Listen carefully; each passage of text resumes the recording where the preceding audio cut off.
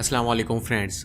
افغانستان سے روسی فوج کا آخری قافلہ 15 فروری 1989 کو دریا آمو پار کر کے سوویت روس واپس چلا گیا، لیکن اپنے پیچھے ایک تباہی اور بربادی کی داستان چھوڑ گیا۔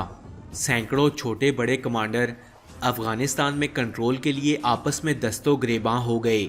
امریکہ اور روس جو سپر پاور کی دوڑ کے لیے 10 سال تک افغانستان کی پراکسی جنگ لڑتے رہے، اب لا تعلق ہو کر ماسکو اور واشنگٹن جا بیٹھے، جبکہ کابل میں جنگ کا گرم محاذ ٹھنڈا نہ ہو سکا، کیونکہ افغانستان میں امریکہ کا دیا ہوا اور روس کا چھوڑا ہوا اتنا اسلحہ موجود تھا کہ مزید 10 سال بھی لڑائی جاری رہتی تو ختم نہ ہوتا۔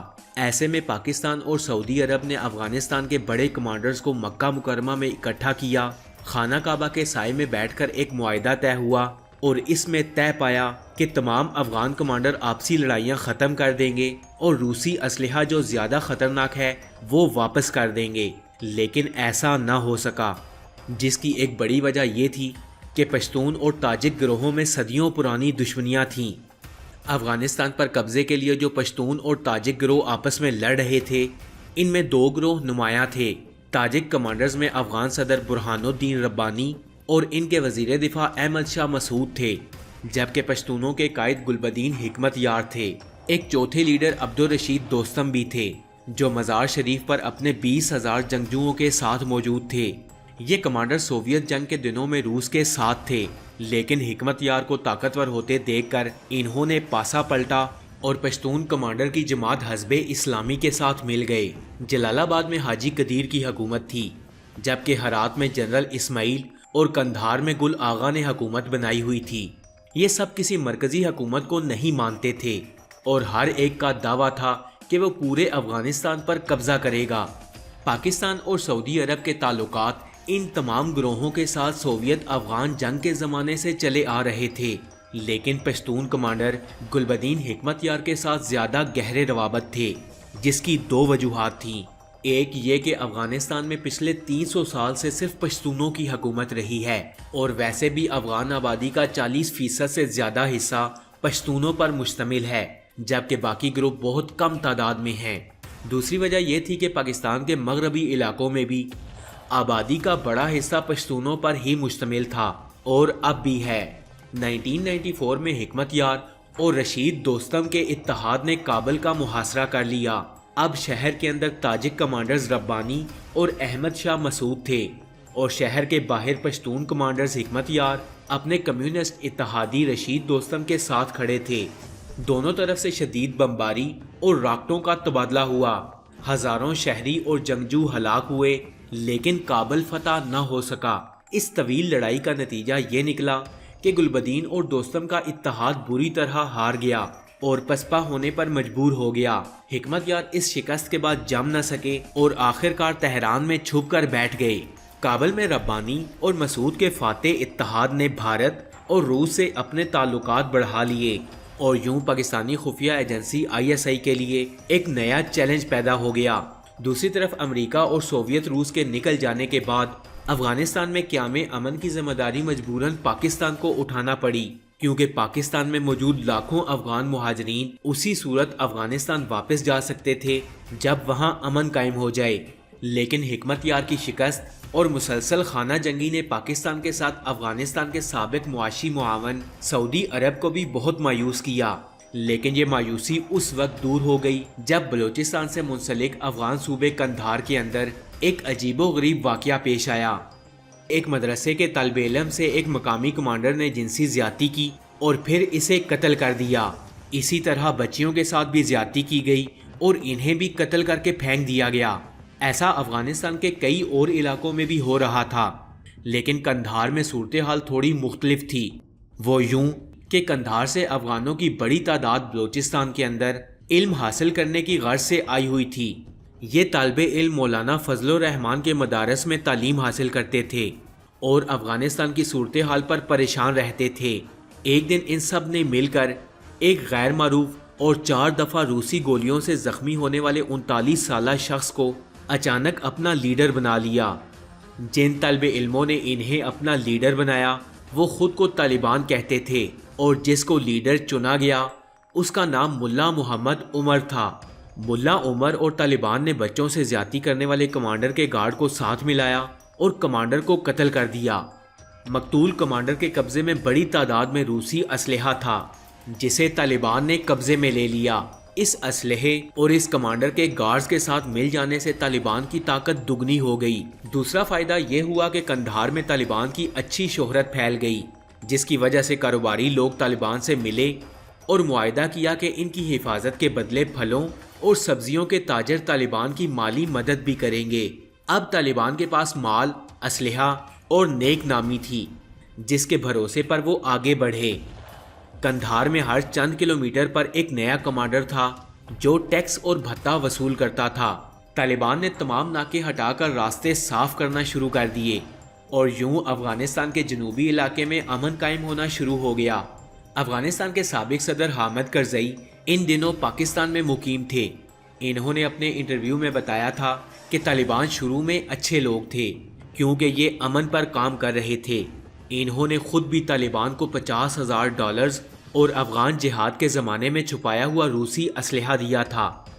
یہ وہ وقت تھا جب ابھی تک ملا عمر کا ISI سے رابطہ نہیں ہوا تھا، بلکہ یہ لوگ بیرونی دنیا کے لیے اجنبی تھے۔ لیکن پھر ایک ایسا واقعہ ہوا جس میں پاکستان کو ان کی اور انہیں پاکستان کی ضرورت پڑ گئی۔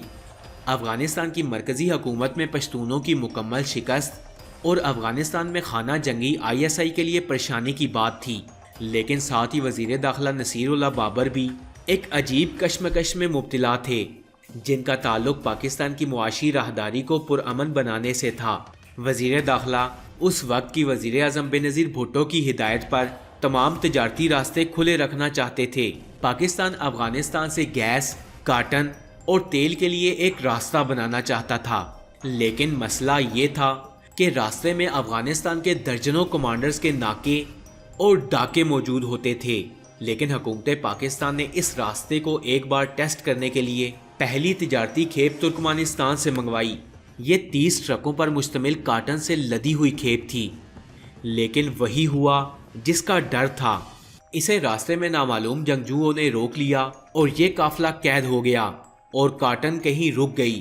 اس تمام معاشی مسئلے کا حل ایک ایسے فرد کے پاس تھا جو پیپلز پارٹی کا اتحادی چیئرمین اور سربراہ جمعیت علماء اسلام تھا، اور یہ تھا مولانا فضل الرحمان۔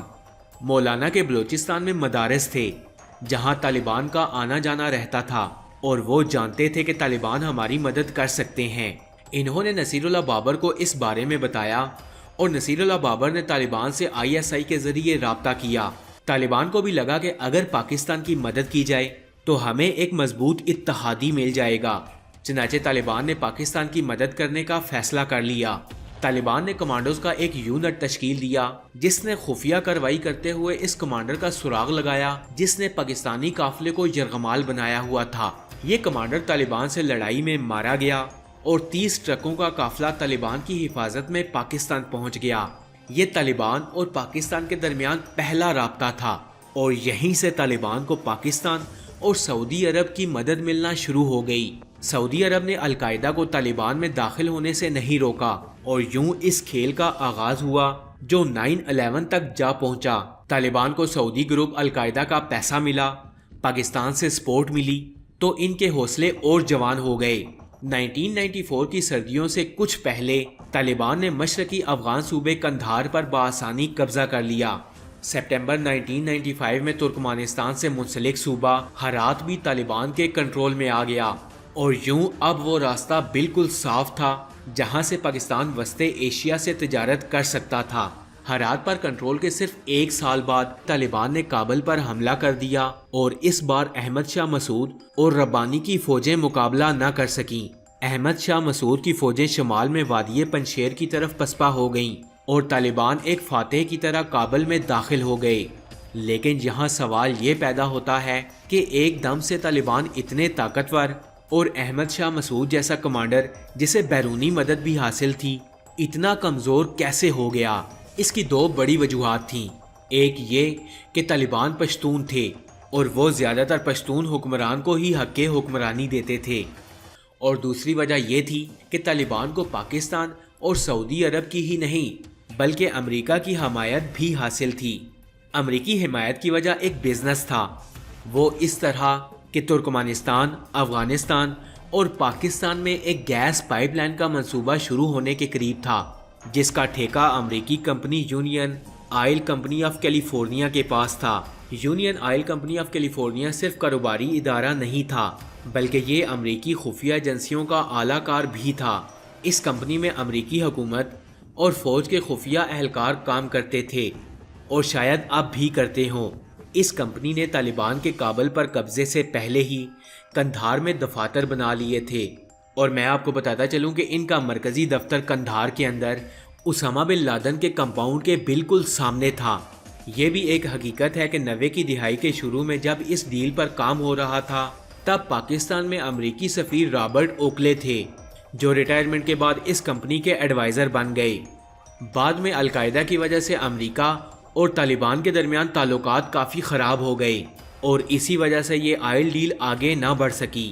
لیکن 9/11 کے بعد جب افغانستان کی نئی حکومت بنی تو اسی آئل کمپنی کا چیف مڈل کنسلٹنٹ افغانستان کا صدر بنا دیا گیا، اور اس کا نام تھا حامد کرزئی، اور یہ محض اتفاق نہیں تھا۔